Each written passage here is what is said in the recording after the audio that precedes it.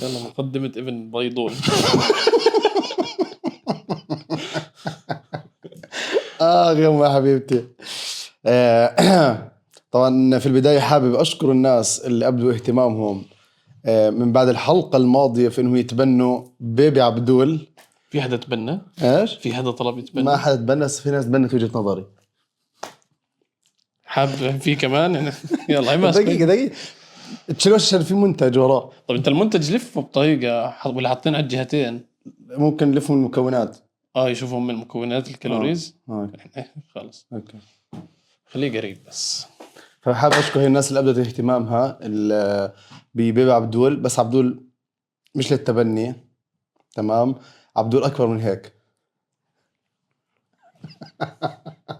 إذا ما فيها إشي كمل إذا ما بقدم كمل قاعدة. براحتك. كمل أنا شايف أشياء ثانية. أنا شايف في المستقبل حتخلصوا اليوم. روح. إذا على فكرة أنت هيك أثرتني. أنا ما حكيت شيء. مش أثرتني، أثرت علي. أنا ما قطعت لنسك. كمل. لا قطعت. أنا كنت شو اسمه خلص بديش. كان في إشي في راسي هيك عم يتكون، وأنت لما تقطع الفلو تبعي ما بعرفش أرجع أكمل. بس حابب أشكر هدول الناس وأقول لكم عبدول مش للتبني، تمام؟ عبدول كبير هسا. وبس والله خلينا نفوت في الحلقة. ووسع المداخل عشان قطر الوجع ماله يا خالد. داخل. وسع المداخل عشان قطر الوجع داخل.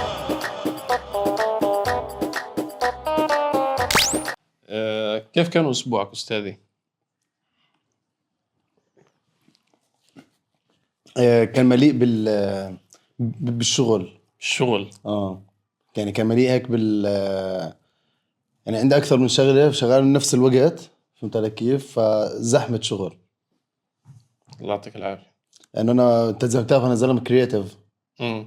يعني الحمد لله يعني الواحد يعني مادح نفسه كذاب، بس سبحان الله يعني هذا اسم المجال اللي هو كرياتيف. أنا زلمة كرياتيف بشتغل في مجال كرياتيف، فقاعد بكريات في أكثر من مكان.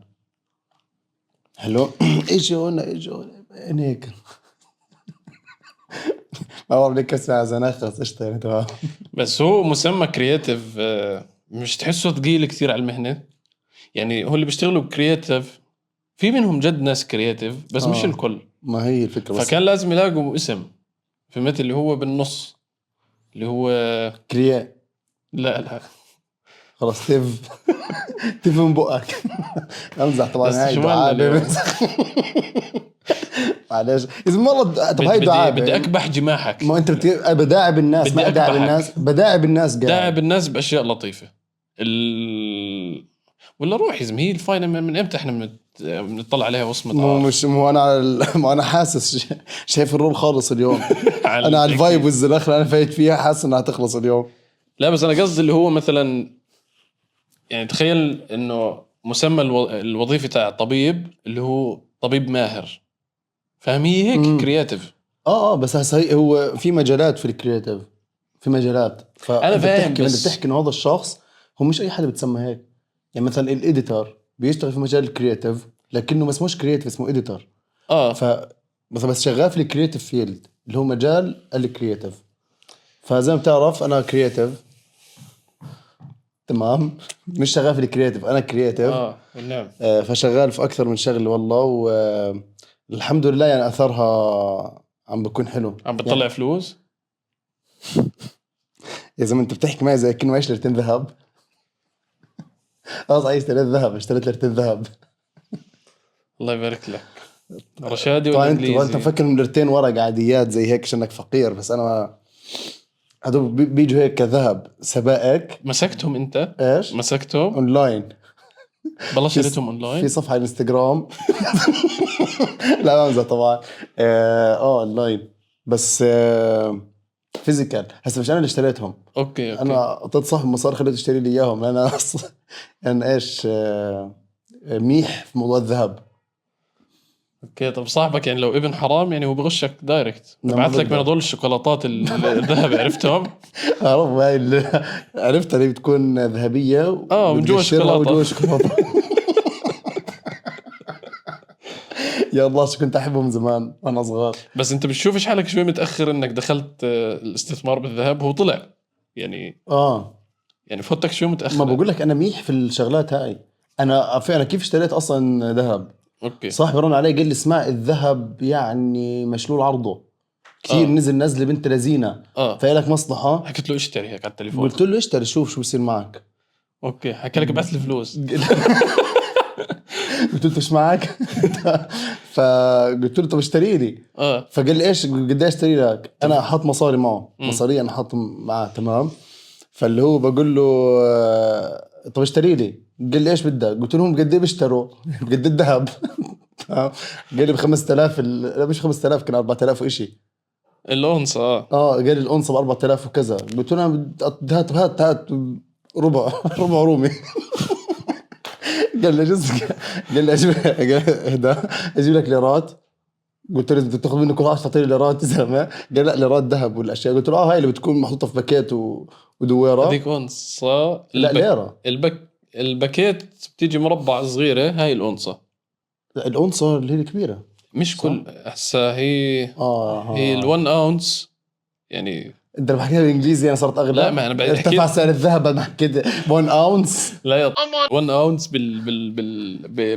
شو اسمه بالامريكي يعني هي نفسها 31.1 جرام. تمام. بس احنا عندنا بالاردن مبين زلمه نصاب صح؟ في معي 3 ليرات ذهب. المهم مجنون. طب هات 5 نحجز. نحجز ملعب. بس عندنا في الاردن بيحكوا اونصه على 8 جرام وعلى 10 جرام وعطنا اي شيء لا، حاطينه أنا بباكيت هذا اونصه. قال لي ليره. الليره بتجيش هي بخاص هي ليره. دائره بتيجي بس يا 7 جرام يا 8 ما جرام. هو ما هواش سؤال. الليره هاي مثلا انت تجيها مثلا من عبد الصمد القرشي ولا ايش عبد الصمد القرشي ايش فيه؟ ما هي انا السؤال. تجيها مثلا من عبد الصمد القرشي ولا تجيها مثلا من مسيح؟ كيف عبد الصمد القرشي عطور. صح. تلاقي في واحد ثاني له اسم المقطعين. سكجها. لنفترض تمام. لنفترض حلو. انت تجيب مسكجه لمسيح مثلا. انت الميح على الاخر. هذا مش هتفرق. امشي معي هسه صلي على بس النبي. مش هتفرق. بس هذا الزلمه انت مش هتفرق معك كمشتري. ما حتفرق معك كمشتري. تقول ايش من انت متعود انك فاهم يعني. انا هسه جد انت ما حتفرق معك كمشتري. انا هسه امنت فكره الجاهل عالم الشيء. كمل. انا بدي احاول اوصل لك فكره سريعه. كمل. ماشي بس انت مش هتفرق معك جبت من هذا ولا من هذا. هي في النهايه ليره ذهب. انت مش هتفرق معك كمشتري. لا بتفرق. ايش تفرق؟ خلينا نشرح لك سريعا. بدايه الذهب بقول لك ايش؟ زين وخزين. اوكي زين وخزين. يعني زينه بتزين فيها وبتخزنها. تمام. هسه الذهب مقسوم قسمين. في الحلي اللي هو معروف شو اسمه. انت مالك اليوم حلي واونس؟ لا بدي انا لما اشرح بخوف. تمام. انا جد مرعوب.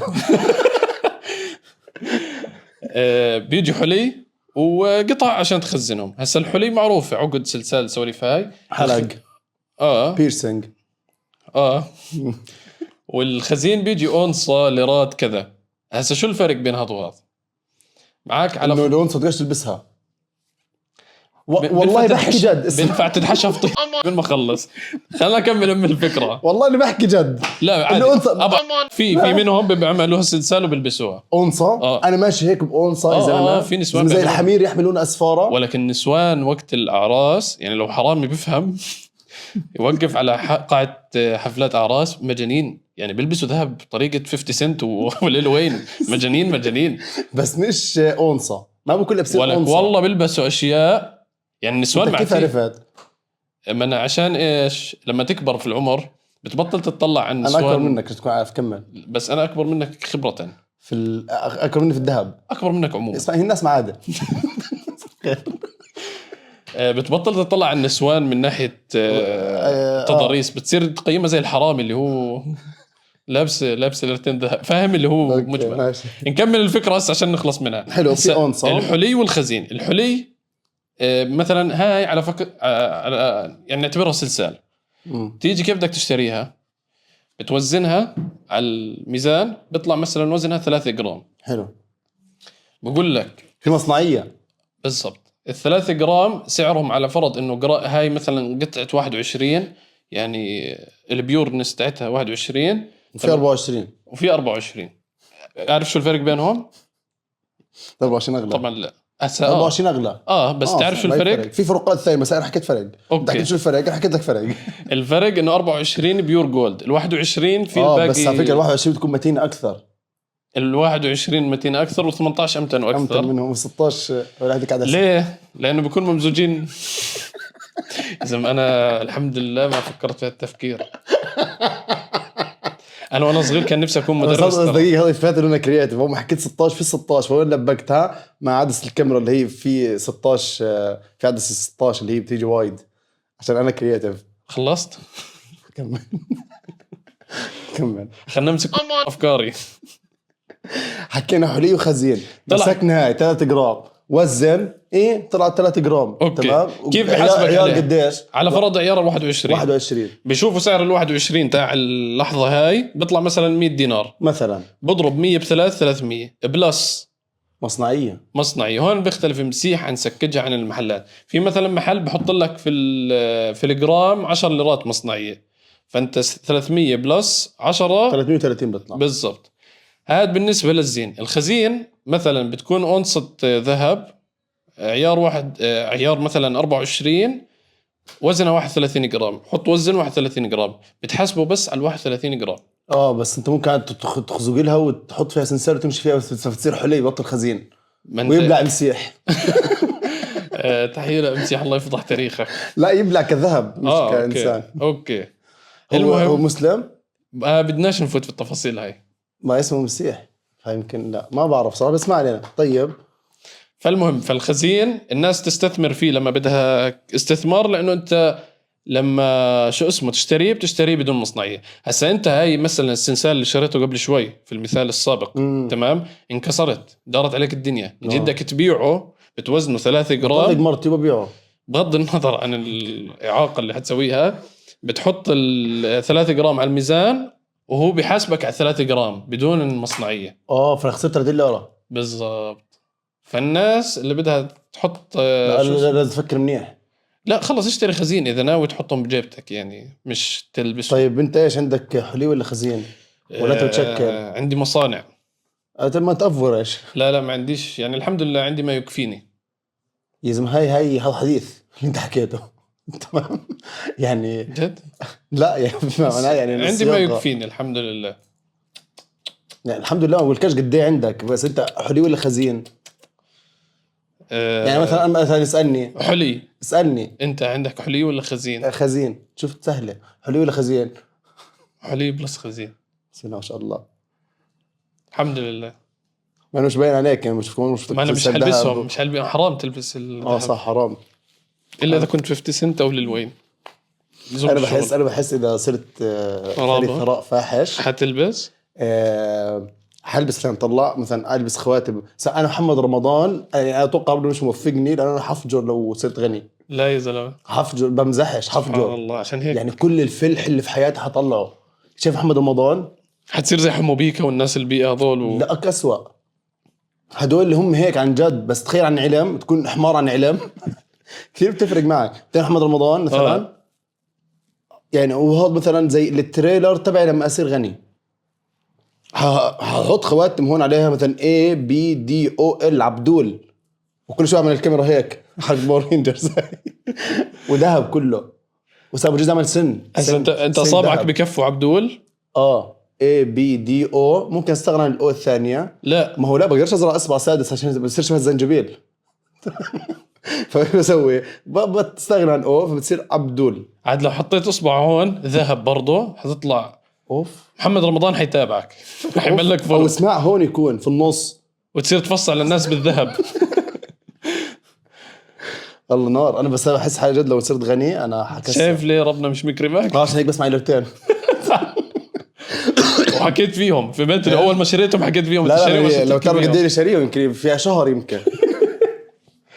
فإخوان بالله إيش يا ناس يا شر كفاية قر. الناس اللي بتحضر ومش فاهمة في ذهب ومعهاش تشتري ذهب وأشياء. أنا بقدر أشتري أكثر بس أنا خفت أخسر. حكيت لا بس بجرب ليرتين بس لو هدوم ضحي فيهم قد بيطلعوا. طيب تعرف إنه بعد فترة 1000 وإشي صح؟ إذا ليرتين 8 جرام 1400 فيهم 1000 بين 1500 ل 1600. تحكيش ارقام قدام الناس يا زلمه. في ناس عاد ما اخذ يكون في الصينيين بيحضرونا عينهم ضيقه. المهم تحيه لاخواتنا في الصين. انا بعرف انه الموضوع مش ريليتد بالنسبه لك عشان انتوا شويه فقراء قاعدين. اسمع فكره، بتعرف انه اصدقائنا ستيفن هوكينج في ناس منهم شكلهم جمعوا الكرسي ومشيوا. يعني الحلقه جابت اقل من ما كنا نجيبه قبل. الحلقه الاولى ولا لسه ما كملت ما هو عشان احنا عودناهم على مسلسل او على كذا، فهسه لما نرجع ما عليك هسه نسيبنا من الارقام. انت معك ليرتين ذهب بس شو بدك في الناس؟ صح، خص على الناس، روح طالعه. مش فارق انا مؤاخذه، نجيب ارباح ما نجيبش ارباح في ليرتين ذهب هون. يعني كانت فارقه قبل اللي لعن. مش فارقه انا في هسه صحيح. طلع بعدين هاي بدايات اصلا ليرتين ذهب بصير البس الوان. الاغنياء بيلبسوا شغلات شكلها خرا، فانا لابس كودي فوار وانا مختلف مش زيكم شويه فقراء. مع انه هذا هو الفقر بعينه من افريقيا. صحيح. بس معلومه عشان نتجاوز موضوع الذهب ويكون في الهاي، اذا ربنا اكرمك باكثر من الليرتين هذول بيصير عليك نصاب. ايش بيصير عليك نصاب وحد الله بصير عليه زكاه. طبعا بدك تحكي هسه نصاب الزكاه 80 جرام ذهب. يعني انت مثلا الليرتين 80 جرام هي 16، اذا وصلتهم 80 جرام ومرق عليهم سنه، مرق عليهم الحول، حال عليهم الحول بتطلع. بس ما اظنش اوصل لهون، بتطلع عليهم بكره بطفل وياهم. لازم ربنا بيكرمك وبتطلع الزكاه، لأن الزكاه بتزيد من اموالك ما بتنقص. انا اذا صرت غني هاي قدام كلكم، اسماء الزكاه وعد ما اقصر فيها. ما هي فرض. ما عشان فرض. كنت مقصر يعني. عشان فرض من جد يعني مني يعني. لانه هاي مصاري مش إلك، للناس اصلا. بالضبط. فانتوا يمكن يوصلكم إشي من الزكاه ما بتعرف. وتحكي ايش عبدول مع السن الذهب اغدق علينا. لا يا عرس، لا الزكاه جد هي مش مصاري مش إلك. يعني هي المصاري انت لازم تدفعها للناس مش إلك. لنا ما هو بقول بحمل الناس جميل، ما تحملهم المصاري مش إلك. المصاري ماشي. يعني انت تؤثم لو ضلوا معك ماشي، بس انا بدفعهم الناس هدول هيك عبدول تمام وسن ذهب. تبيع الأو يصير منطقي عشان تطلع زكاتك. انا كمان اللي بحبه فيك، انا عارفك متخلف يعني. محمد رمضان اللي هو ما عمل حركاته الوسخة هاي والبطرنة غير لما أمن بيت، أمن سيارتين، أمن كذا، بعدين طلع في الذهب. لا أنت أول ما يصير معك حق هذول بجوز الحلقة جات لك ناصر لف الليرتين هون مغيطة أو إشي. من هسه تخيل إذا صار 3 ليرات رح يصير. يا إخوان بالله الناس اللي حط أنا الليرتين تعوني شيلوا عينكم عن يا ناس يا شر كفاية قر. شيلوا عينك عن الليرتين تعوني. يعني الزلمة عنده حليب خزين. شو كم الصراحات واونس. انا عنده ما كملش الانصه، هو عنده اونس اللي هو كتير جمع انصه اونس. حمتحنك فيهم هسه. دير بالك قد ايه الاونس بالجرام؟ الاونس 31.1 بس مش بيننا. لا بيننا البوينت 1 عارف قد ايه حقها؟ البوينت 1 هي هدول من الليرتين اللي معك. بالضبط 31. ايش كان لسه؟ تفضل فوت. مسيح مش مسلم كمل غيره. باختصار هسه بنلاقي ادفع قضيه بالعالم. لا اذا والله بنمزح بنحكي والله ذهب. يا مالك بدك تتبطر انا عشان معك مصاري احنا معناش. مالنا مسيح تستقبلش مسح. طب خذ امسح. انا هيك راضي بالقضيه عادي. مش لا لا والله طلع يا زلمه واحد ناس يشرك فيا هات. لا بس هو لا والله جد اكيد ما حد يعني مسيح مالك. احنا ما لناش مصاري. بقول لك لو صار معي مصاري ارفع علي قضيه عادي. بجيب يا زلمه بيتر كول سول زي محامي تبعي ونقعد نناطح بعض. بس انا هسه معيش معي ليرتين ذهب تاخذهم وما ترفعش قضيه. هيك ضيعت. بتعرف اصلا شاريهم من عندك والله ما اعرف من عنده ولا مش من عنده. ما علينا. بس انا كان قصدي نرجع للكونسبت الاول اللي كنت احكي فيه. تمام اللي هو تشتغل عبد الصمد. ده مش عبد الصمد القرشي. مثلا من هاد ولا من هاد، كيف هاد يقنعك كيف هاد يقنعك؟ ما هو الاثنين خزين فما فيش مصنعيه. بس كيف هاد يقنع اشتري من عنده، كيف يقنع اشتري من عنده؟ ما فيش فكره اقناع. بس خلنا نفهمك. في خلنا نفهمك. طب في مجال خلنا انا افهمك شوي. خلنا نفهمك انا. ماشي فهمني. انا مش فاهم صراحه. هسه في بعض الأونصات بحطوا عليهم مصنعيه. الأونصات السويسريه بتيجي مبكته وهي ميزتها بتقدر تبيعها باي مكان. من هذا تكون جايك فين. كيف هاد يقنعك وفيش مصنعيه على الارتين؟ فيش مصنعيه. كيف بده يقنعك انه اشتري من عند هاد مش من عند هاد؟ لطيف قنعت. لا كيف بده يقنعك؟ عشان يستفيد. ما هو عشان يستفيد. هسه هي حيستفيد بس مش هالاستفادة العظيمة. وبعدين بس كيف بده يقنعك؟ انت لا تسالني كيف بده يقنعك. كيف بده يقنعني؟ الباكجينج. انت هاي من فتنا مجال الكرياتيفيتي هسه. انا الباكجينج مثلا هاي شكلها بيطلع احلى، لها ديزاين، لها ايدنتيتي كذا الى اخره، فانت بتحكي لا انا بدي اشتري هاي الذهب هذا واخليه جوا الباكيت عشان ما يصديش، لانه الذهب ما بصدي، احنا بنعرف طلع زي كذا بتفاجئ. انا بختبرك على فكره تمام. فشو اسمه هاي الباكيت تبعها احلى من هاي، فانا حاشتري هاي. انا هيك اشتريت. ورجيني الصورة اللي بعت لك اياها الشاب، احلى فيها هاي الشوكولاتة. بعت له شو هذا صوته. صرت هو الشاب يعني لو هاي اشتريت لك. فاقتنعت شكله شاري ذهب. احلى شيء جد، ويستغل انك فلاح على الاخر، يمسك ليرتين دينارين اردني ويدهنهم اللي هي ذهب. انت مش فاهم. بس صاحبي هاد هو حدا ما شاء الله عقله بوزن بلد. هو سحس سحس ان شاء الله ينورنا قريبا. بالضبط، انا نستضيف سحس ولازم نحكي عن الاستثمار. اخوان سحس انا للامانه اول ما تعرفت عليه كان في حاله استغراب كثير كبيره انه كيف هذا الشخص بيمشي مع عبدول. ليه؟ يعني شخص مرتب وفاهم اللي هو من النوع اللي بيلبس خمري وبيج مثلا، هو الشاب اللي متكتك وجاكيت كحلي لا وذكي ما شاء الله يعني. لا هو عبقري. هو من الاشخاص اللي هو بتنحرج كثير تحكي معاه، في مثل وبتبين قد ايه انت غبي بالنسبه لك وبالنسبه له. فانا هذا الشخص شو رابطه بعبدول انا مش فاهم.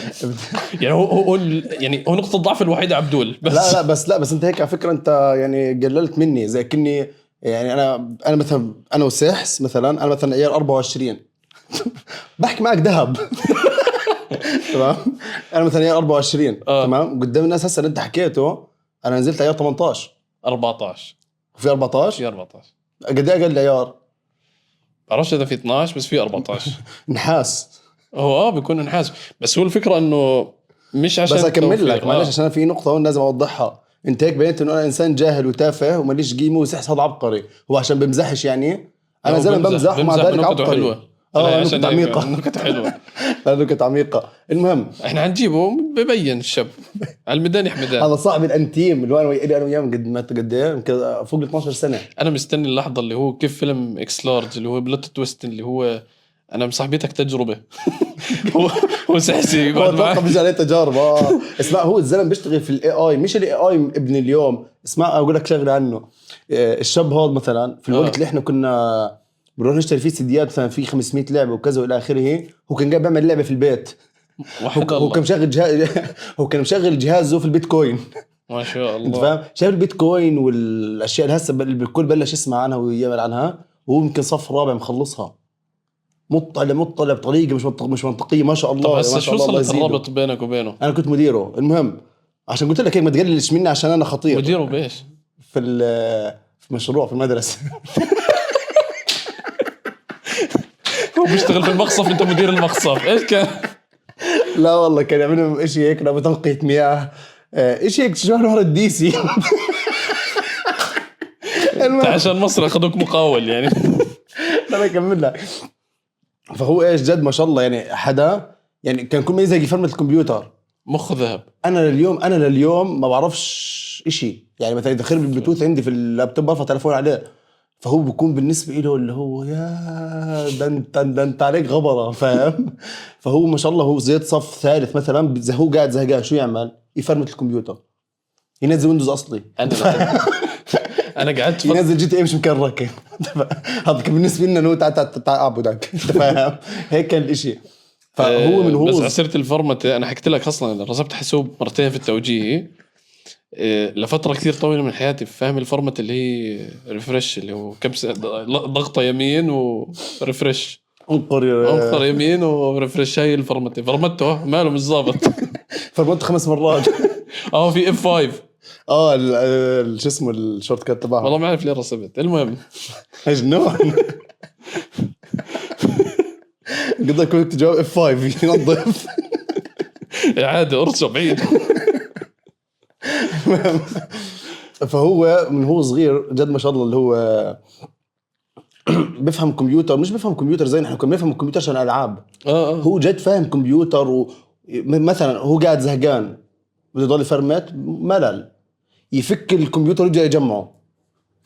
اوكي. هو هذا الشخص انت فاهم. حتى اهتماماته غريبه، مثلا اهتماماته مثلا فورمولا 1. لو انا حضرت فورمولا 1 في دبي اوف. ومتابع شرق من هو صغير برضه، مش انه من جديد بلشت، لا من هو صغير متابع مثلا فورمولا 1 هيك راسه فايش، ففي الاستثمار والذهب والاشياء هاي اذا بتقول انت وياه مثلا اللي هو بمسحني. لا علم انت فاهم. تمام. اللي هو ايش، اللي هو فاهم يعني مثلا عارف مثلا اللي هي التفاصيل اللي انا بفهمش فيها، اللي أوكي. بالنسبه لي لو حكيت له اي معلومه لو بيسك حتكون مبهره، لانه ما بفهمش الشغلات هاي. لو اذا النفط نزل فالذهب بيطلع فالدولار بكذا الاشياء فدرالي الشغلات هاي فدرالي وسويسري. هسه مثلا سويسري انا ما بعرفش غير مثلا شوكولاته سويسري تمام، ولا هذيك بلجيكي حتى شفت خربطت تمام. فهو بفهم في الشغلات هاي كثير. فهو قرر من جديد انه يبلش ايش يستثمر فيك. الغباء الاصطناعي. المهم هو من جديد بلش ايش يشتري اسهم. اوكي تمام. هو اوريدي مثلا بيشتري اسهم والاشياء هاي ما شاء الله. طبعا مش تقول تحسدوه للشاب يعني، انا عادي احسدوه اتحمل حسد، راحت لرتين بس الزلمه وين يروح. المهم فحظه في الاسهم خرا. شو المقدمه العظيمه اللي حكيتها. يقول ليش خسر. لا تسوي النتائج اللي قاعده بتصير معه في موضوع الاسهم. يعني مثلا طابل مثلا في سهم هسه هو بيكون دارس الموضوع، هو جد يعني عندي راي ما حداش بيرمي مصاريف الارض في النهايه، فهو فاهم ودارس أوكي. وكل شيء. فبيشتري السهم هذا، اشتراه، سمعوا انه اشترى بنزل. ومثلا ما بنزل مثلا بيكون هيك مثلا بيطلع شوي مثلا بعدين بنزل هيك كعبله اسمع اسنانه بنزل. فهو بكون يشتري سهم بنزل. فانا بشوف شو بده يشتري عشان احكي للناس ما تشتروش هذا. فاهم متكفكف في موضوع الاسهم يعني كان بده يتجوز بطل.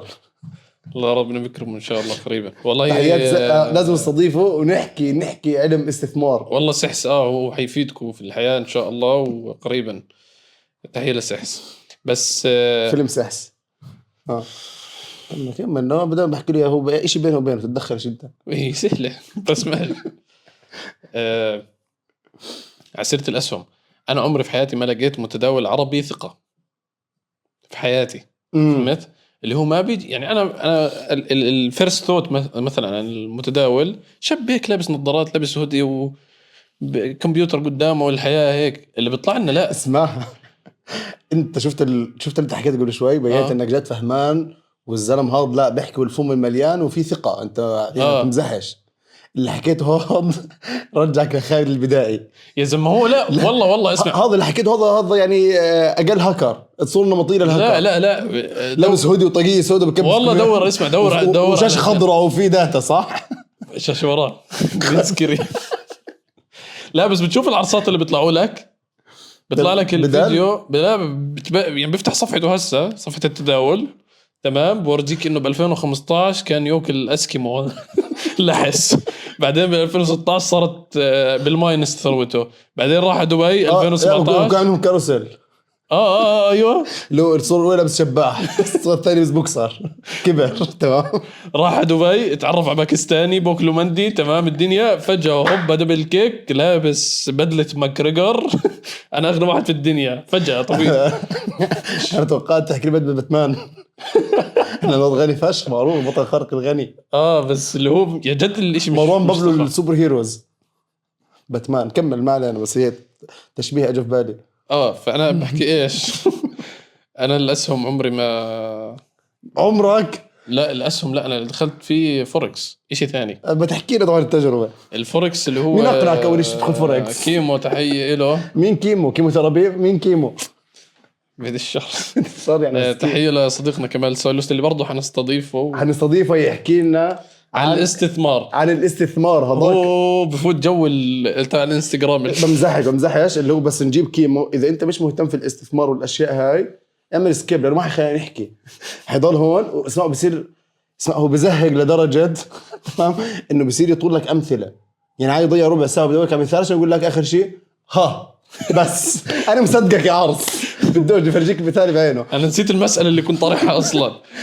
كيمو اقنع خالد يفوت فوركس. وشو صار معك خالد؟ والله فوركس مصيدة للامانه.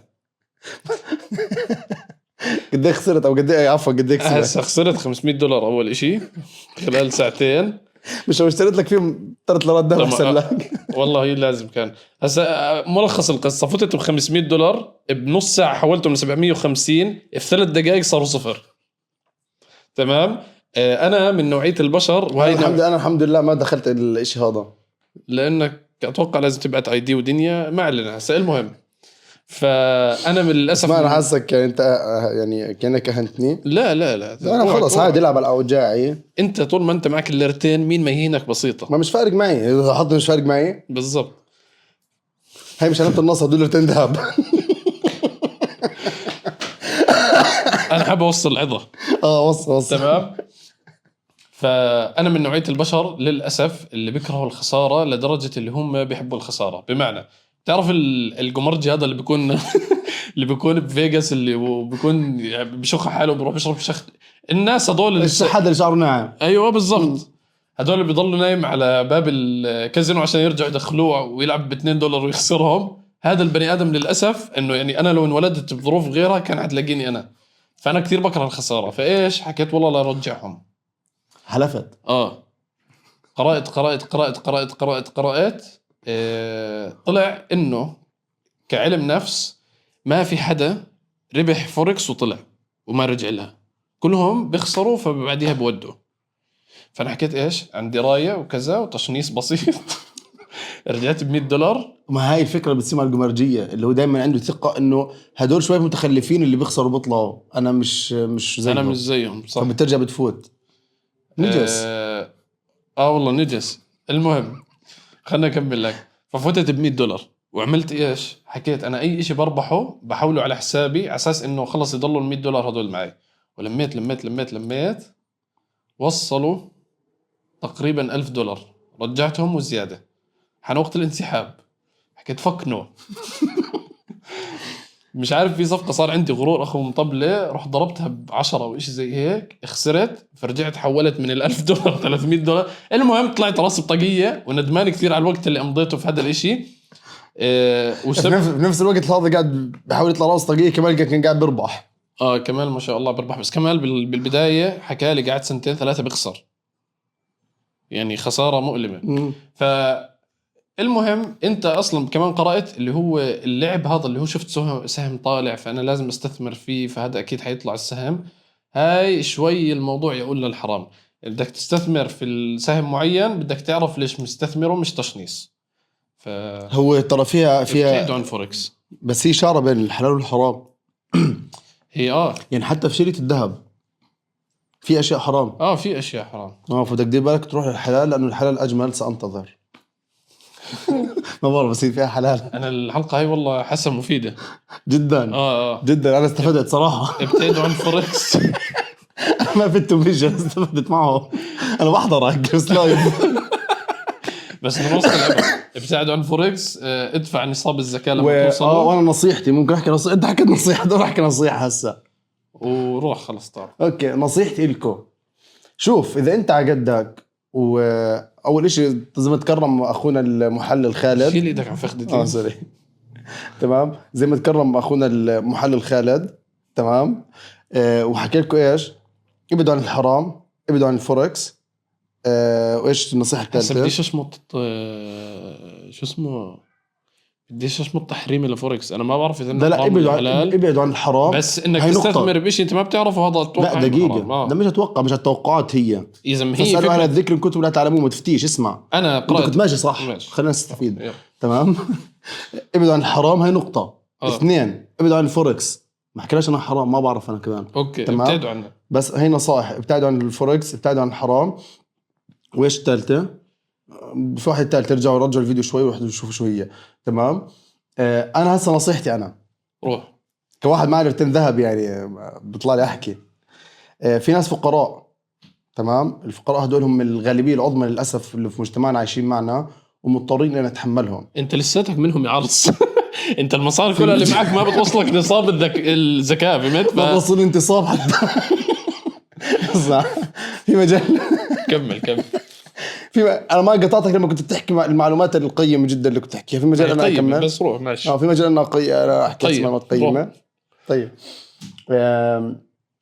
في ناس هسه فقراء حلو، انتوا اتوقع منهم يعني لانكم مش مشتركين بريميوم وراح يضل يطلع لنا اعلانات عشان نلم ارباح، فبالتالي انتوا كشويه ناس فقراء للاسف ضمن مجتمعنا، للاسف مفروضين علينا، للاسف مضطرين انه نتعامل مع الفقراء اشكالكم.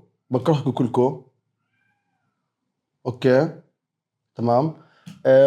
بس انا ممكن كحدا مع ليرتين ذهب ممكن احكي لكم شو تعملوا. ما كاش تستثمر الذهب، انت انسان فقير. شو يعني الذهب اصلا؟ تفكر الذهب فعل، انه فعل من يذهب اللي هو ذهب، انت هيك مفكر انك انسان فقير، تعليم حكومي. لكن ايش انا نصيحتي لك اللي هو اذا ما معك تستثمر في الذهب، واحنا زي ما بنعرف انه حلي وخزين، في ناس ما بتعرف منكم. انا كنت زيكم هيك يعني زمان قبل يمكن نص ساعه. تمام. استثمر في الفضه، نصيحه. استثمر في الفضه، الفضه مكسبها اكثر، صح؟ لا استثمر في الفضه. لا هسه هي وجهات نظر. يعني في ناس مثلا انا كيف وصلت للمكان اللي انا فيه؟ كيف فضه. لا مش بس ما لنا فضه. تمام. والله بستاهل فاين عليها صراحه. انا وهي في راسي انا مقرر ان انا بدي فاين هسه. والله فاينتين. لا فاينه. لا فاينتين. ليش؟ عشان هعمل فيت مع بيوسف. خلاص هاي الفاينتين. انا امزح، انا ما معي ليرتين ذهب، امزح عادي. انتم بتطلعش زي هيك. الحلقه استثمرنا بالفاين على قد ما شمطنا. انا بقول عن الحرام، المشروبات الحرام كمان. الفضه بتكسب اكثر، فاستثمر في الفضه. بس يعني استثمر في الالومنيوم. تعرف انا كنت مخد وانا صغير. انت وصلت مرحله عرس اللي هو شايفين؟ بس دقيقه معلش اسمح لي. بلشت بروح عند ما انا بقول لك انت وصلت مرحله الرجل الاعمال اللي بيكون لابس وعنده 4 شركات وكذا. بتعرف انه كنت ابيع حليب وانا صغير، فاهم؟ اللي كنت اشتغل شغل حقير زيكم فقراء، فتعلموا عادي. انتم ممكن تصيروا يعني. انت لساتك بتلم خرده. انت نفسك خرده. وانا صغير كنت يمكن صف ثاني ثالث اشي زي هيك. بعد المدرسه طالع المشاوي الطيبه عند الكراجات، برغي بزيم اي اشي. تمام. اي اشي برن ناخده. تمام. نلم وسلاك عاد وبتاع وكذا. اسمع نقعد يعني بعد المدرسه يمكن ابو ساعتين واحنا نلم نروح نبيع مثلا 40 قرش. زي هيك. مالك كان ثروه وقتها، بيقول لك صف ثاني وزمان الحكي يعني. فنطلع مثلا 40 قرش وروح عاد نعنوع. شي بيسموا البريزه. فاهم؟ والله كنا نفجر وبعدين نتشارك الاشياء عشان نحس حالنا اشترينا اشياء كثير. اوكي.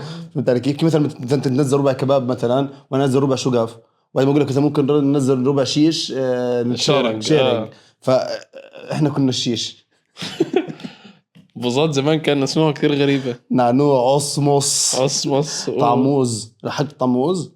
ايش طعموز؟ اللي هي الايسبرغ او الجبري اللي بتضلك هيك تسويه لا هذا حبل اللي انت بتحكي عنه. ولكن هي بتضلك بيطلع منها اسكي.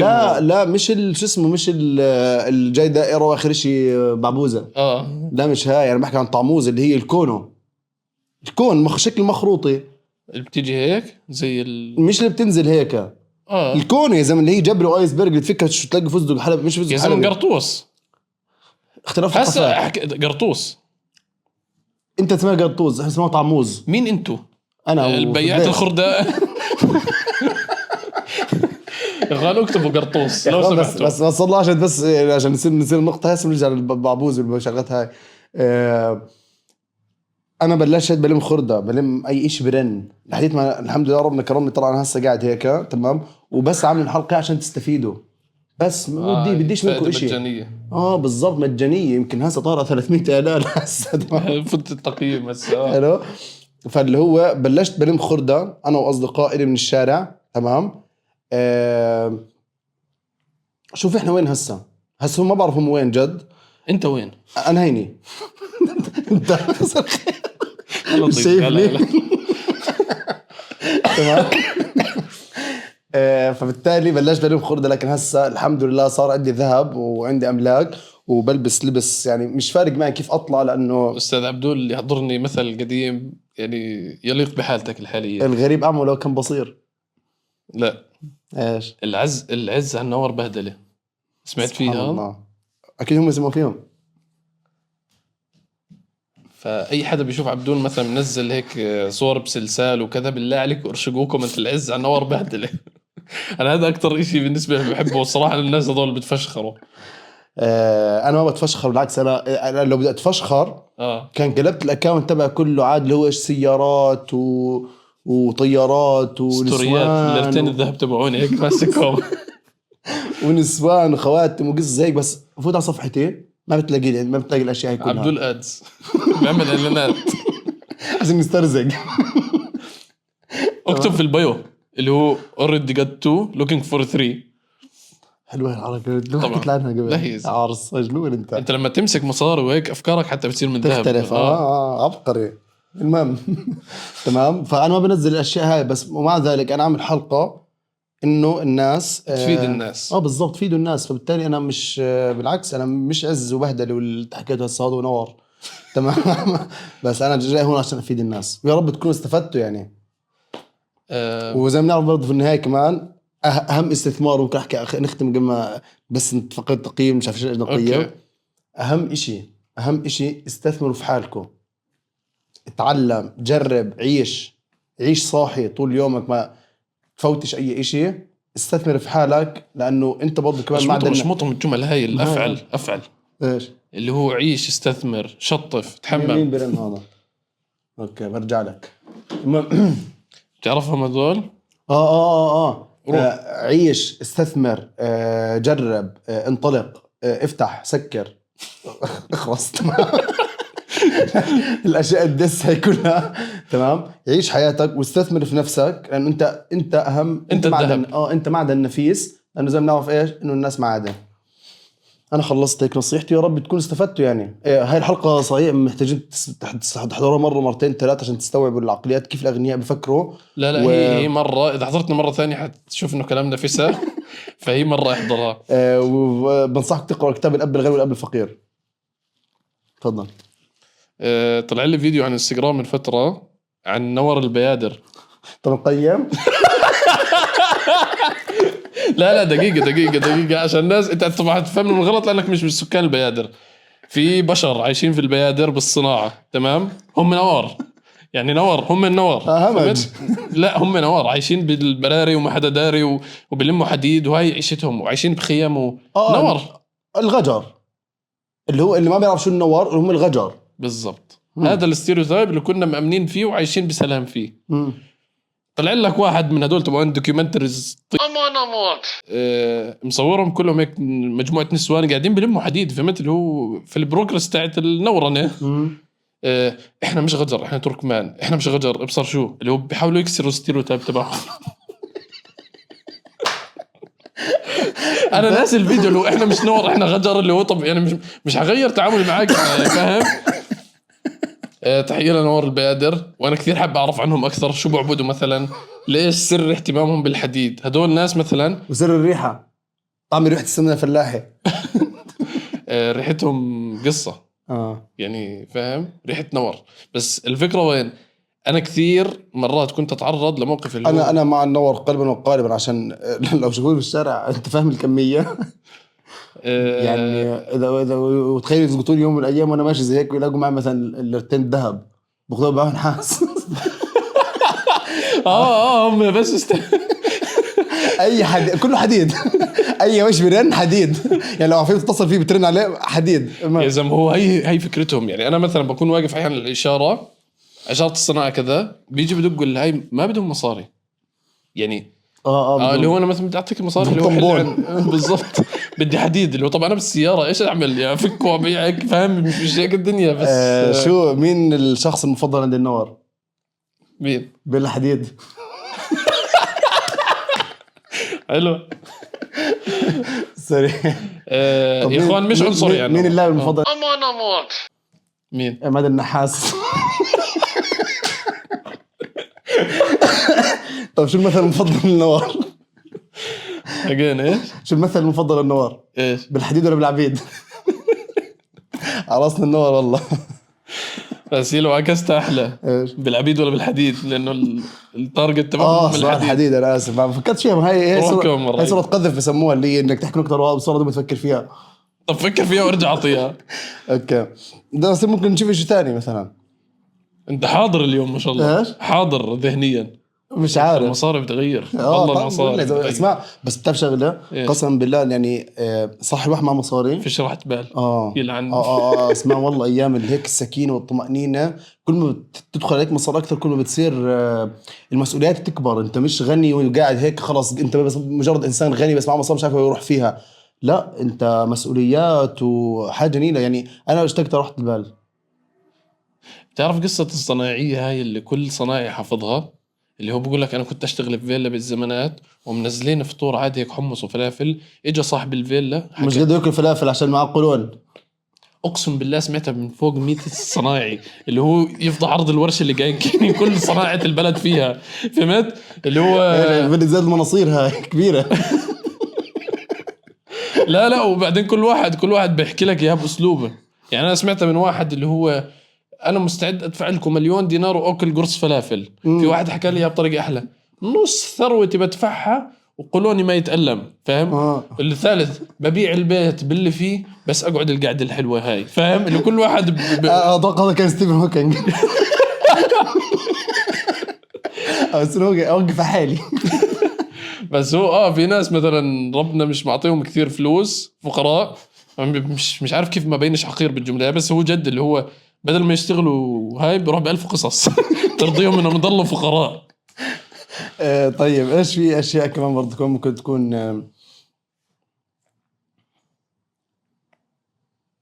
مين صنع المحتوى المفضل للنوار؟ مين؟ توفيق الحديدي.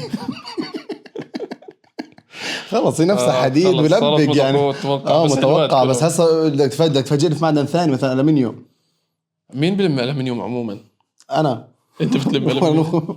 انا ما كنت شايف فرق بين المعادن. انا النحاس والحديد والالومنيوم وزيت الزيتون كله عند واحد. كله فلزات. بالضبط. كله ما دام بمسك فيه المغناطيس اكيد بنباع. كل واحد سعر. طيب شو تقييم اليوم؟ طلع لنا الليرتين ذهب نقيم.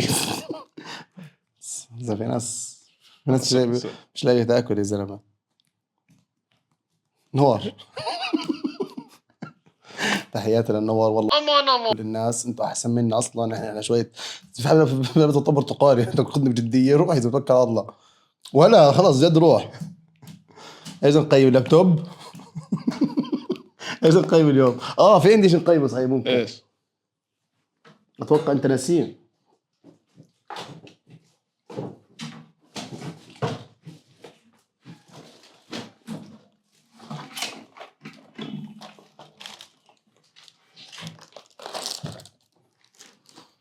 اخر واحده. اخر واحده. ايش اخر واحده؟ نصيحه؟ لا تحكي نصيحه احكي نصيحه. بس مش نصيحه. نصيحه بجمل. الغجر لما يضوي الضوء شو بيحكوا؟ ايش؟ نورين. ماشي. انتهت فقرة الخراء. طب خذ هي ما دخلها في الدنيا. جاهز فاين. جاهز فاين. روح. شو الرقم المفضل عند النوار؟ ايش؟ امان. ما دخل نفسي. انا حكيت اجي الاثنين مع بعض يعني. هاي قصة. ما إلها دخل. والله احنا بنمزح. لا قصة. ماشي حقصة خلص سكت. اوكي. احنا بنمزح يعني كل الناس خير وبركة والله، بس بنمزح وبنتسلى قاعدين يعني هنا قاعدة. ايش هذا الاشي؟ ايش نسيه؟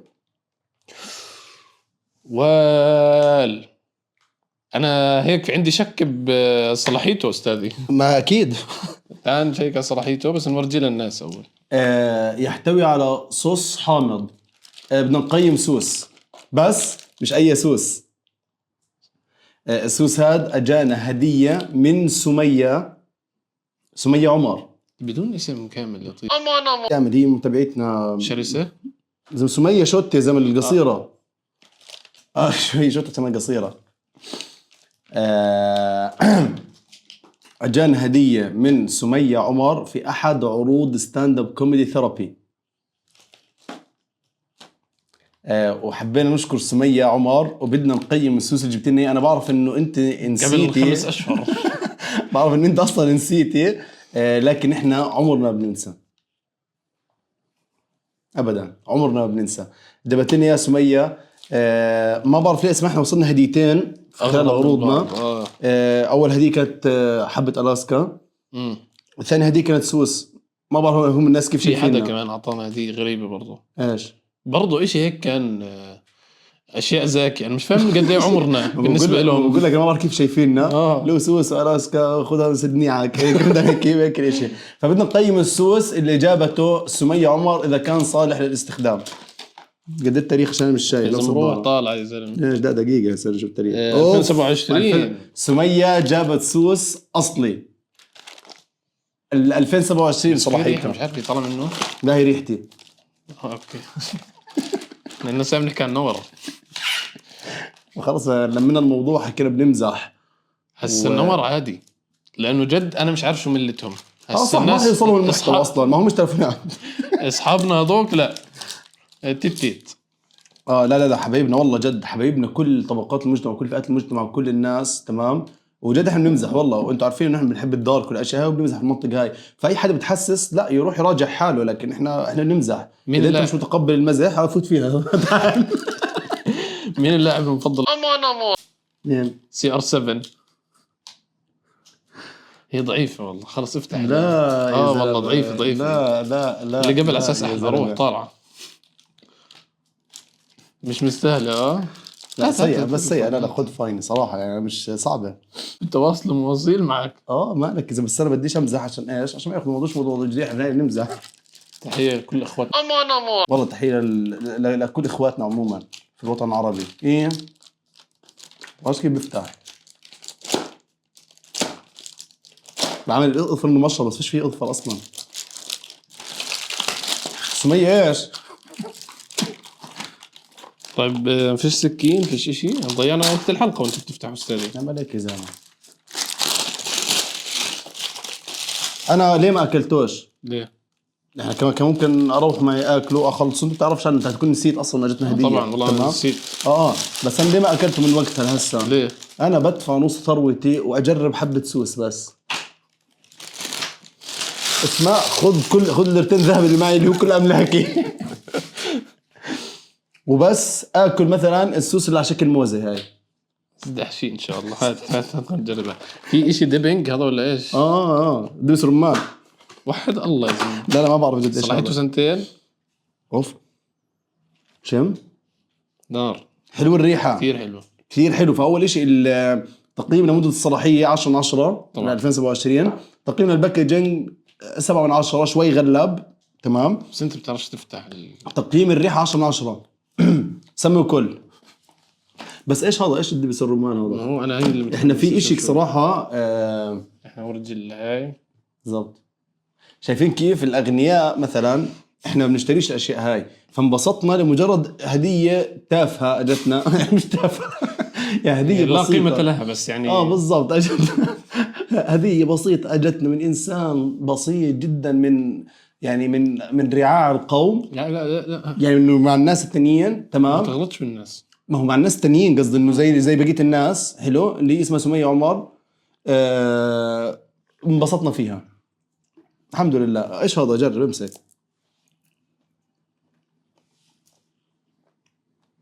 اوف جيلي بس انا مش كثير صعب معك جيلي جد. بدك تغمس. بسم الله. وراك 100 ليره ذهب ما بتغيرك انت.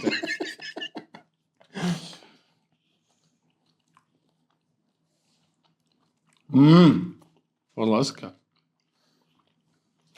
شو هالابداع يا سمية؟ اخواني للامانه انا ما بحب السوس عموما بس هذا اشي زاكي. تقييمنا لسمية 10 من 10. لا ده السوس اللي جابت سمية 10 من 10. يسلم ايديك. وهي عشان تعرفوا ايش اللي بيستثمر فينا نستثمر فيه في الحلقات هاي. إلها يمكن كم شهر.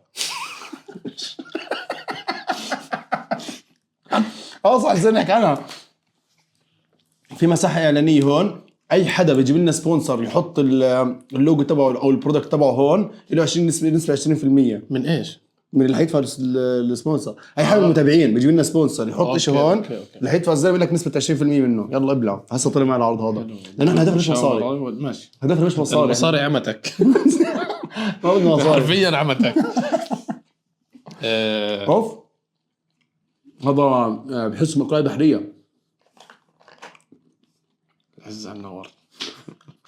طيب اللهم صل على سيدنا محمد. ضل عندك شيء استاذي قبل ما نختم؟ القيم السوس 10 من 10 والله 10 من 10. للأمانة بس لك شويه اللي بيستثمر فينا ويجيب لنا هدايا على العروض راح يتقيم على الملأ هون. هسه طلعت معي الحركه هاي. ضل عندك شو انت؟ صح. اضاف التعديل للعبه الحقيره، مش حقيره، هي من احلى الاشياء اللي حتصير.